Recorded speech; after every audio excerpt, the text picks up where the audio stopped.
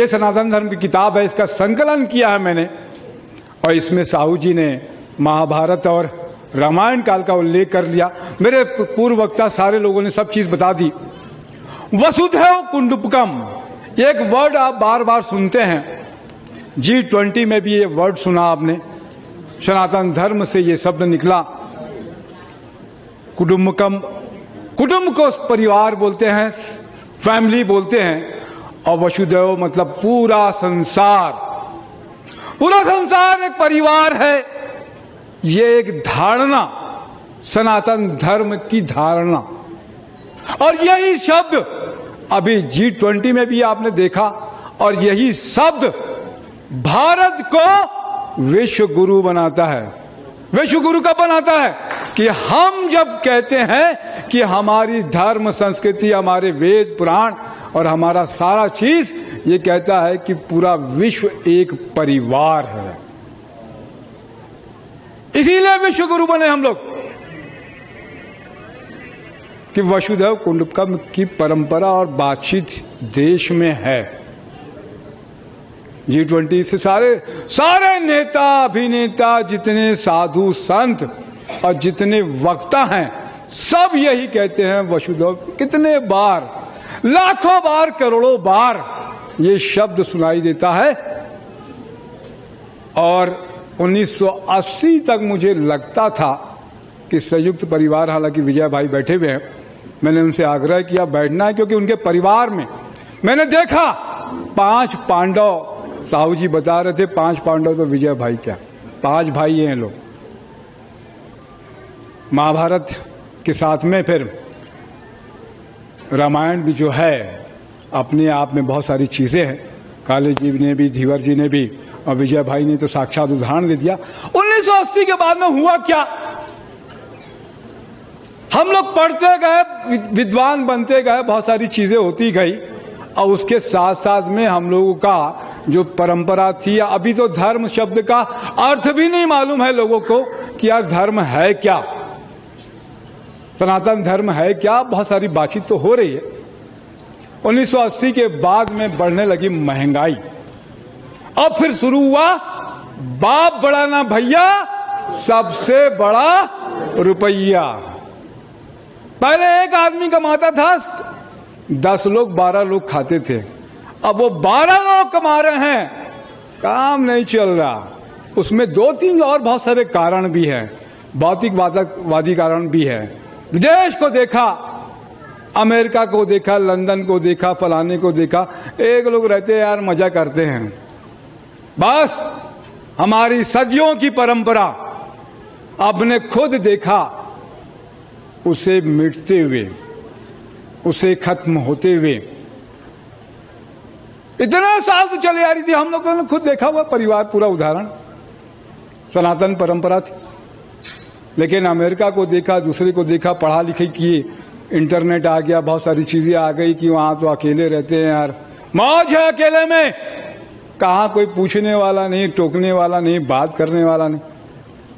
अनुशासन की जगह में धर्म के क्या है? धर्म आचार संहिता ही है, जो मानव को एक मानव से दूसरे मानव करते हैं। अनुशासन खत्म, अराजकता शुरू, और डिप्रेशन, और उसके बाद में कितने सारे व्यवधान, इतने सारी बीमारियां और बहुत सारी चीजें, और इतने सारे कॉम्प्लिकेशंस पैदा हो रहे हैं आज कि हम अपनी परंपरा को भूल गए। अशोक नागपुरे जी ने ये आज गोष्ठी का विषय रखा, विषय होना ही नहीं चाहिए था। हिंदुस्तान में जहां वसुधैव कुटुंबकम की बात करते हैं यार, बड़े बड़े ऋषि महात्मा रहते हैं, सारे धर्म के रोज बात होती है धार्मिक चीजों पर, वहां पर ये आप गोष्ठी रख रहे हैं, इसकी आवश्यकता क्या है? इसकी जरूरत क्या है? ये तो हम लोग ने देखा, हमारी परंपरा है भैया, लेकिन इसलिए आवश्यकता हुई कि आप सब लोग खत्म कर दे रहे हो, और इसके लिए दोषी आप हो, आप, कोई और नहीं है। मैंने जैसे संस्कार दूंगा मेरे बच्चे को, वैसे ही तो संस्कार मिलेगा। विजय भाई बता रहे थे कि बाबूजी मैं तो दिखाऊं रामजी लाल जी अग्रवाल को, जैसे संस्कार दोगे वैसे ही संस्कार तो आएंगे। हालांकि और भी कारण मैंने बताया कि बाप बड़ा ना भैया, बाहर भेज रहे हैं अपने बच्चों को। काले जी और साहू साहब ने सब बताया इसको कि बच्चों को बाहर भेज रहे हैं, एकल परिवार रह रहा है, बहुत सारी चीजें हो रही हैं।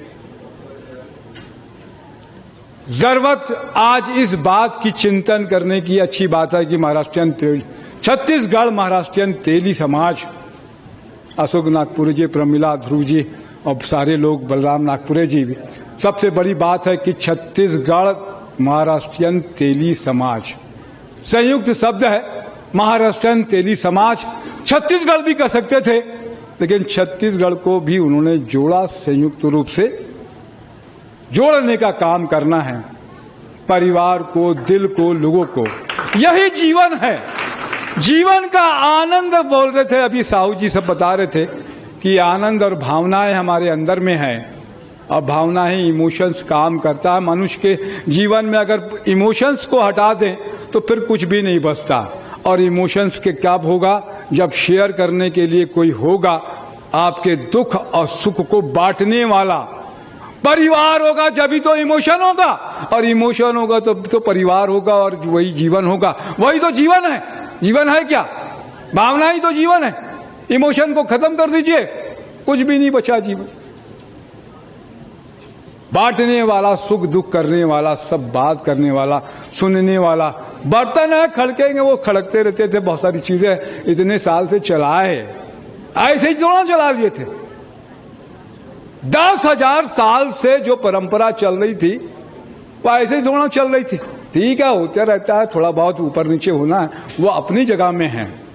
लेकिन सुख दुख बांटने वाला, पूछने वाला, दुख दर्द, खाना खाया कि नहीं खाया, चोट लगी तो कैसे लगी, क्या हुआ, फलाना हुआ, बांटने वाली बात। अभी तो आप लोग सब मोबाइल में लगे हुए हो। दरअसल सबको छोड़कर एक रोग पाल के रखे हुए हो और उसके साथ में पूरा समय बिताते हो। एक कमरे में 4 लोग बैठे हुए हैं, सब आता है, कार्टून भी अपना अपना मोबाइल देख रहे हैं, आपस में कोई बात नहीं करता। संवाद ही नहीं करोगे तो फिर जीवन में है क्या? पैदा ही क्यों हुए हो? फिर आप जानना ही नहीं चाहते कि जीवन है क्या, कैसे जीना चाहिए। सनातन धर्म की ये किताब मैंने लिखी है। इसको लिखा तो नहीं है, संकलन किया है। 500,000 पेज की जगह में 32 पेज छोटी सी ले कोशिश की है मैंने। पढ़ने का कोशिश कीजिएगा। सारी समस्याओं का समाधान वेद और पुराण में है, सब चीज लिखा है। धर्म क्या है, अधर्म क्या है, पाप क्या है, पुण्य क्या है, सब चीज इसमें देखने के लिए मिलेगी। और कैसे वे ऑफ लाइफ, मुझे लगता है कि वास्तव में ईश्वर ही आए होंगे जिन्होंने ज्ञान दिया मनुष्य को कि कैसे रहना है। ये सब बता, क्या खाना है, क्या पीना है, क्या नहीं करना है। चतुर्मास है, अभी ये मत करना, वो मत करना। एक दिन उपवास करना, एक दिन उपवास की, एकादशी उपवास की धारणा आज साइंटिफिक है। मैंने इसका नाम रखा है विज्ञान सम्मत, क्योंकि एक दिन उपवास रखोगे तो आपके शरीर का तंत्र अच्छा हो जाएगा। सब चीज है, क्या करना, क्या नहीं करना, कैसा व्यवहार करना दूसरे के प्रति, सब चीज धर्म में है। पढ़िए। हम लोग तो पत्रकार हैं, पढ़ते रहते हैं, लेकिन पढ़िए, जानिए। जीवन आपका तभी पता चलेगा जब ये पढ़ोगे आप, और जीवन जियोगे भी जभी कि जब वेद पढ़ोगे, पुराण पढ़ोगे और उपनिषद पढ़ोगे और अपने धर्म को पढ़ोगे। नहीं पढ़ेंगे तो ठीक है, भौतिकवादी है, ठीक है, सुख होता है, टीवी देखने में भी सुख होता है, दूसरे काम करने में, शराब के नशे में भी सुख होता है, लेकिन जो असली सुख आएगा और दुख दर्द, भगवान विष्णु कहते हैं कि अभी जो सब कुछ हो रहा है ना, कि मनुष्य के अंदर में बेचैनी बहुत है, ये बेचैनी दूर करेगा कौन? ये धर्म ही करेगा। सनातन बहुत बेचैन है आदमी, बहुत चिंतित है, बहुत परेशान है। सारी परेशानियों का जड़ जो है ना, जो समस्या का एक गोली जो है, ये सनातन धर्म है।